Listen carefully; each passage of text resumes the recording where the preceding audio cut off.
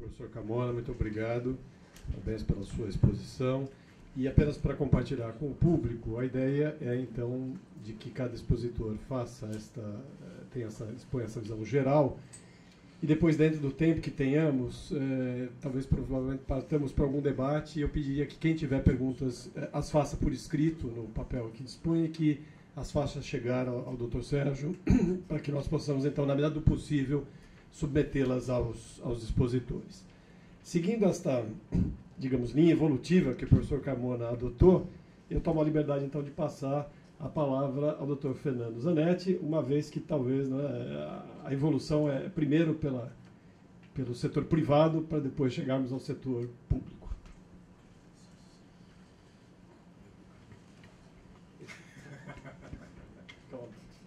Possível. Eu não vou falar também.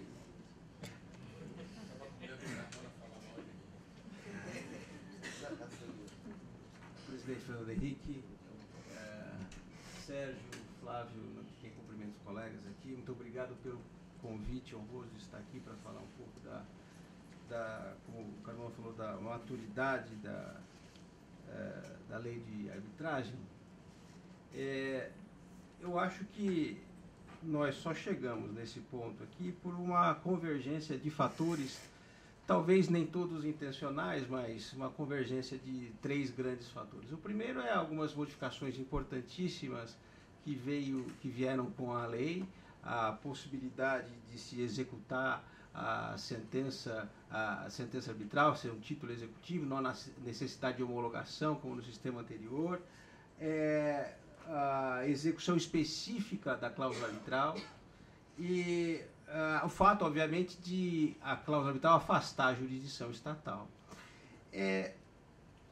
Um outro conjunto de fatores, dentro da percepção aí do Carmona, dessa intenção, digamos, política de não fazer a arbitragem pegar, a ratificação da Convenção de Nova York, com a depois incorporação do seu texto a ordenamento jurídico pelo presidente com a assinatura do decreto em 2002, né?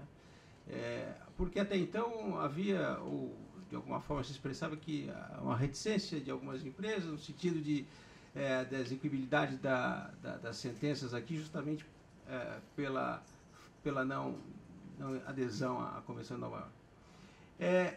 E o terceiro grande grupo de fatores eu atribuo ao Poder Judiciário. Em primeiro lugar, justamente pela decisão proferida nesse incidente de constitucionalidade, nessa homologação de sentença espanhola, aonde se decidiu que, efetivamente, a cláusula compromissória ela compunha uma execução específica. Essa era a discussão. E aí, Carmona fez uma referência ao procurador Geraldo Brindeiro, e de fato, revendo aqui as notas para participar dessa, ele, no parecer dele, traz uma referência interessante. Ele diz o seguinte, que não somente é lícito e constitucional, mas também recompensável aos interessados, diante do acúmulo de processos do formalismo excessivo que tem gerado a lentidão das demandas judiciais, abdicarem do direito do poder de ação e buscar a composição do conflito através de arbitragem. Então, assim, se de um lado o Poder Judiciário prestou um serviço fantástico à nação, permitindo que hoje nós tenhamos, então, justamente a arbitragem como uma realidade, não há grande contrato hoje no meio empresarial onde não se considere uma cláusula de arbitragem.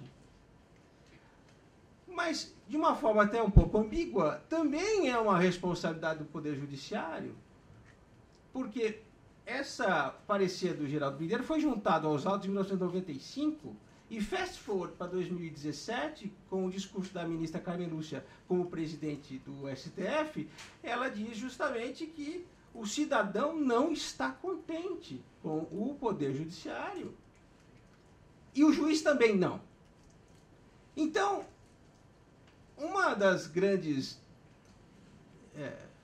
razões para que nós estejamos reunidos aqui hoje é porque a alternativa à arbitragem é muito complicada, o Poder Judiciário. E frise, os juízes também estão descontentes com isso. Né? Hoje se tem por volta de 10 mil processos por magistrado.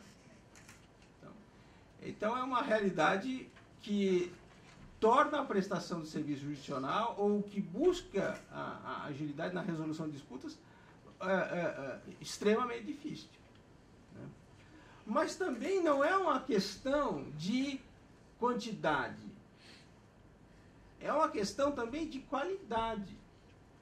E aí, talvez a isso se refira também a ministra no seu discurso, quando ela fala que há necessidade de uma transformação do sistema, talvez ela faça referência, então, possivelmente, aí também pegando uma referência do Civil Law, a questão, a questão dos precedentes do 927 do Código de Processo que chega agora. Né? Que eu acho que é uma forma de se tratar no atacado, ao passo que a arbitragem é uma forma de se atacar esse problema no varejo.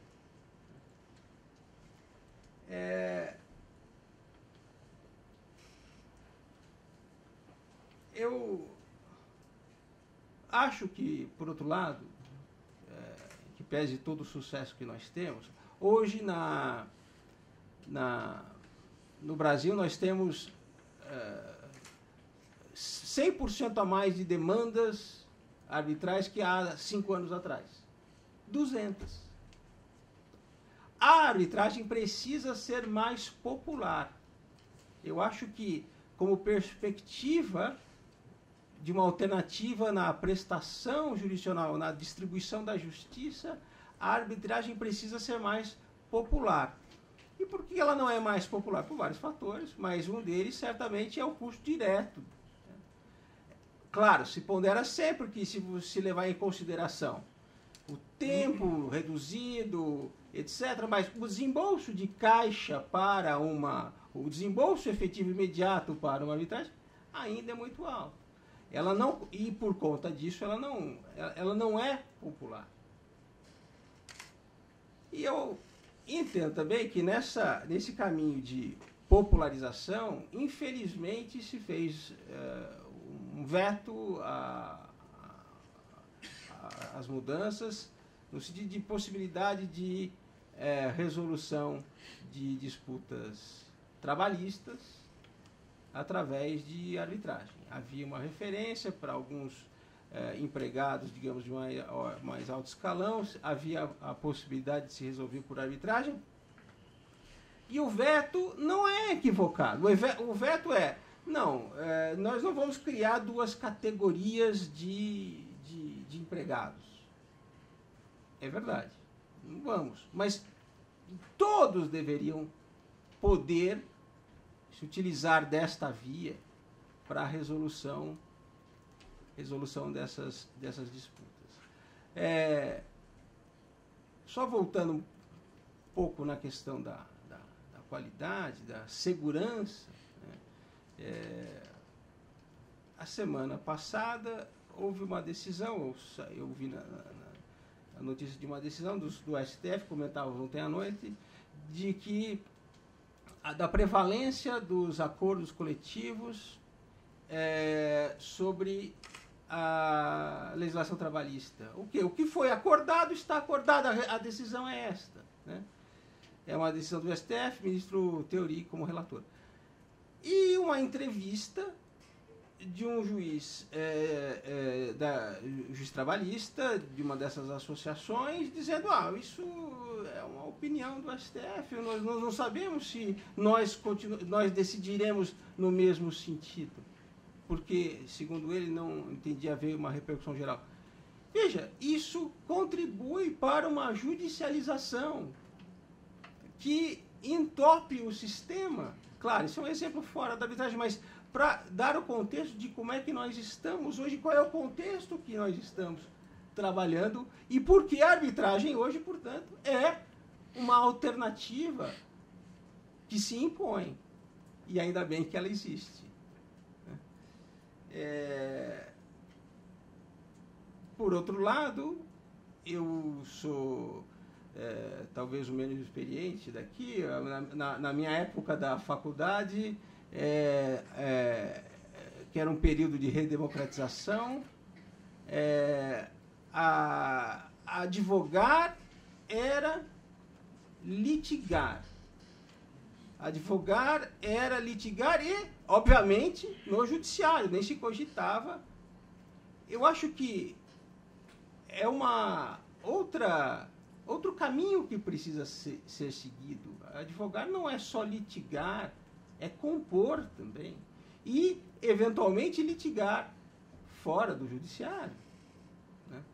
De qualquer forma, eu acho que a arbitragem é um instrumento fantástico que hoje as empresas não têm o luxo de abrir mão, e eu espero que ela possa ser mais popular, inclusive podendo ser estendida para a resolução de disputas em algumas áreas que hoje ela ainda não atinge.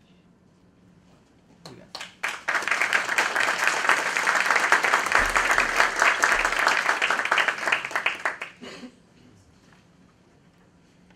Bem, Fernando, muito obrigado pela sua intervenção. Ela já indica alguns pontos que podem ser interessantes para um debate. Nesse evento que tivemos das Jornadas de Direito Processual em Pernambuco, no painel de que participei, se tratou de arbitragem, se falava sobre a questão do sistema de decisões vinculantes e sobre sua repercussão na arbitragem. Porque, por um lado, evidentemente, o que se busca é a estabilidade da jurisprudência e, ao mesmo tempo, fica a dúvida de saber em que medida isso repercutirá dentro da arbitragem. E concordo também, se me permite, com a ideia de que, e transmito aqui, antes de passar a palavra ao professor Marcelo Bonício, que a arbitragem é um organismo vivo e está progredindo. O sistema muda, seria difícil imaginar que a arbitragem não precisasse mudar também com ela. Por exemplo, também discutimos a questão da antecipação da prova desvinculada do perigo. É algo que aparentemente precisa ser posto em prática justamente para proporcionar condições de se evitar uma decisão adjudicada. Ora, ainda no Poder Judiciário engatinha a ideia de se fazer algo próximo da discovery do common law. Por que não? Discutíamos, as câmaras arbitrais não se abrem a uma discovery. A resposta é fácil, precisa viabilizar o custo, porque se não viabilizar o custo, não vai ter prova antes e não vai se estimular a composição. São apenas observações.